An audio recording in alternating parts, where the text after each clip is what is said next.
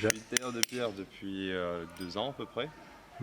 Euh, donc du coup, Bouquet Ludovic. Je suis mis sous ma forme d'entreprise il y a à peu près 1 an, en taillant autant aussi bien la sculpture que la taille de pierre. Et là, par exemple, c'est une commande de la communauté des communes. Un chapiteau, une reproduction d'un chapiteau déjà existant qui est exposé au musée des Cloîtres à New York et qui était à l'origine soit de l'abbaye d'Aniane, soit l'abbaye de Gélone. La thématique de l'enfer. Et depuis combien de temps alors vous travaillez sur ce chapiteau? Alors ce chapiteau, on l'a attaqué, on y a à peu près une semaine et demie de travail.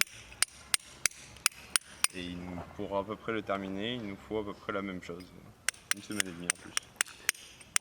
Vous avez commencé lors des Journées du patrimoine? C'est ça.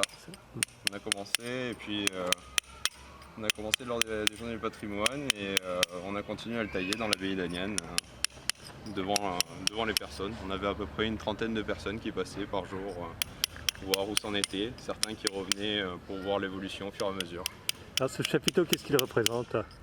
Alors c'est une scène de l'enfer, donc si vous avez le diable, sur chaque angle vous avez un démon, vous avez des damnés qui sont traînés jusqu'à la face arrière qui est la gueule de l'enfer, une représentation courante au Moyen-Âge.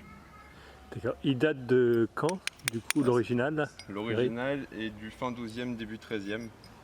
Sauf que ce chapitre-là, il est entre deux styles. Il est en pré-gothique et en fin roman. Donc du coup, les visages sont un peu, vous voyez, ils sont un peu plus fins, etc. Mais toujours assez caractéristiques du roman. Mais alors, comment il s'est retrouvé dans un musée à New York? Alors il faisait partie d'une collection Vernière, qui du coup a un peu racheté toutes les pierres, enfin préservé des locaux qui les achetaient, etc. Et il les a revendus en même temps que toute sa collection. Et là, la technique, les outils que vous utilisez, c'est assez proche de ce qu'on utilisait au XIIe siècle? Alors bon, nous on a quand même le carburant de tungstène qui fait durer un peu les outils. Après on est sur une pierre un peu différente de celle d'origine. À l'origine il était en calcaire, un calcaire du coin. Sauf que pour retrouver une qualité pour la sculpter et la même couleur, on a dû trouver un grès d'Espagne.